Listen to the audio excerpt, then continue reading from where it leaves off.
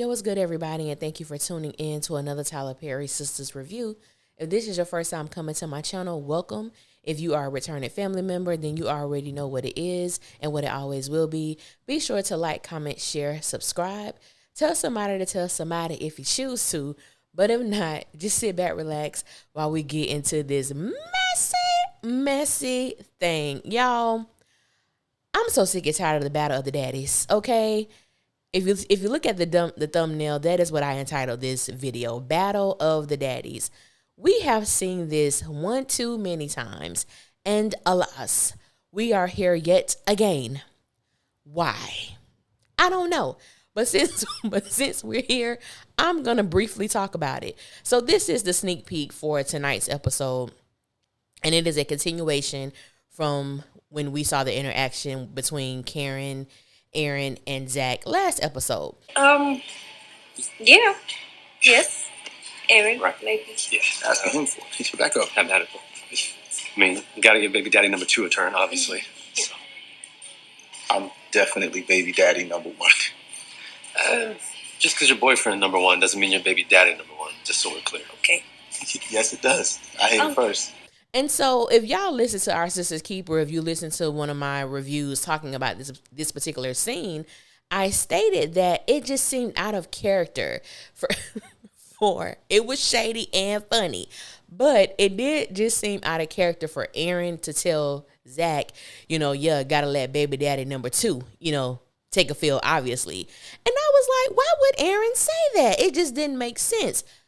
But looky here, looky here. So, in this particular clip, we hear Zach tell Karen, what you asking him for? When Karen is basically asking Aaron to kind of like move to the side so Zach can experience the baby's kicking. First of all, if I was Aaron, I wouldn't have moved. I would not have moved. Just because you showed up at this time, sir, you just gonna have to wait again. This is my moment. And for those of us who have been watching, whether you like the character of Aaron or not, it is clear to me that the writers have been super intentional in keeping Aaron at bay. We really have not seen Aaron take much of a consistent presence with this pregnancy, and we know just based on who he is and what we have been told and shown about the character of Aaron, he is super excited about becoming a first-time father. So the fact that they have kept him away has been incredibly interesting to me and confusing at the same time. But like I said, if I was Aaron, I wouldn't have moved. So when Karen looked at Aaron and was like, Aaron, kind of like, you mind if Zach, cut in? And Zach says, what you asking him for? Like, move out the way. I understand now why Aaron said what he said. Yeah, gotta let baby daddy number 2, because don't get me wrong, Aaron, for the most part, I'm gonna say 95% of the time, he takes the high road when it comes to Zach and his immaturity. And Zach got a smart flip ass mouth, and he's always saying something, whether it's under his breath or he says it loud enough for Aaron to hear. So when Aaron occasionally gives his little snapbacks, I don't mind it. I don't mind the clapbacks at all. But now it just makes sense, and I understand why he said what he said.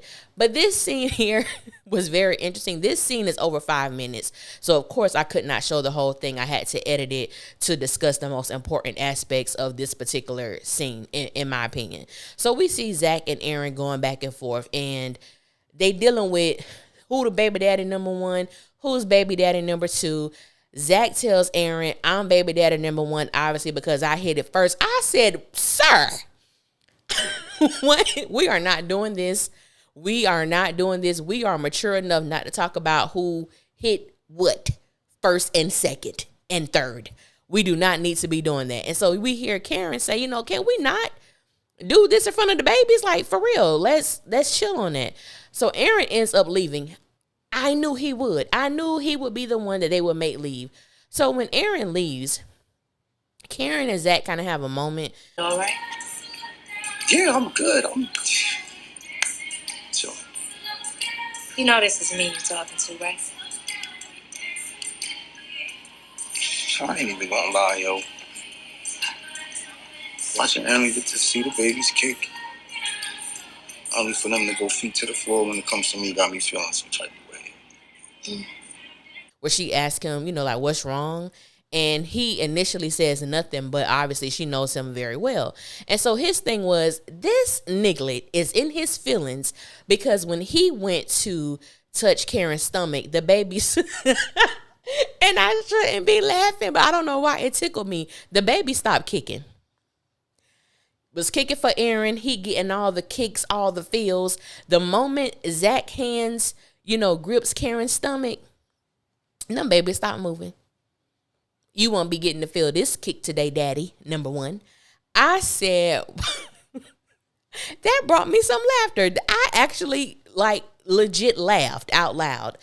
And so he was in his feelings about that. I'm like, these are babies. They don't know. They kick when they want to kick. They don't kick when they don't want to kick. Get out your feelings, sir. So basically, Zach was kind of in his feelings because, and I do understand this, he missed so many first time moments with Michael that he does not want to miss anything with these children that Karen is going to bring forth. And I understood it. And I was like, I feel for you, Zach. And I do get that when you don't find out you have a child until they're 3 years old, you've missed a lot of first, you know what I'm saying? So I definitely understood where he was coming from with that.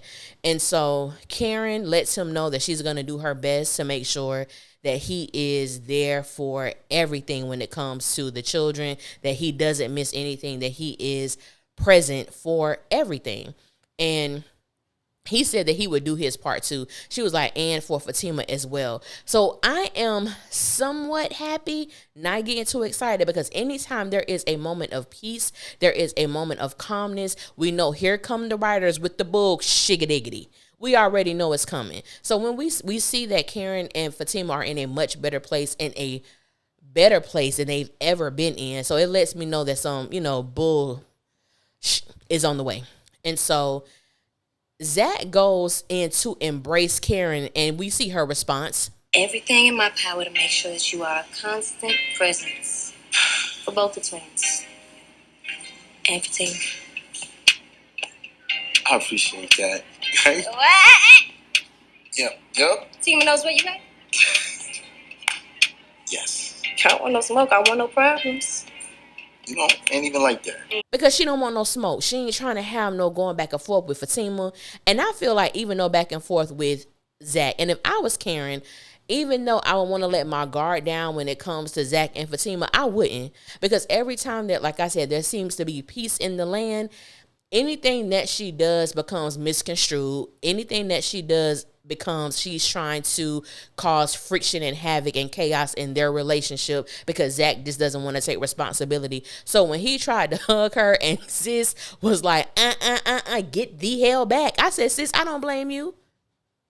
Zach, don't touch me. Don't come close to me. We need to avoid any manner of evil that it may appear to anybody else, because I don't want to deal with you and your bodyguard / mama, because y'all got issues in y'all relationship. I don't want to deal with that. So this scene here, like I said, this scene was over 5 minutes. It was a nice little scene for what I could show you guys. But make sure y'all tune in tonight, Lord, for the 2-hour event, mid-season finale, showing episode 10 and episode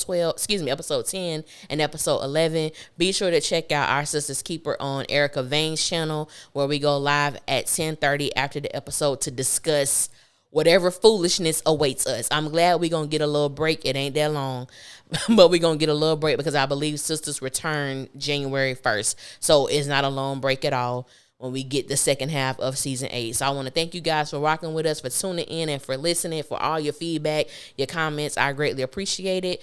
Thank you guys for listening, and I will holler at y'all later, and y'all be safe out there. One.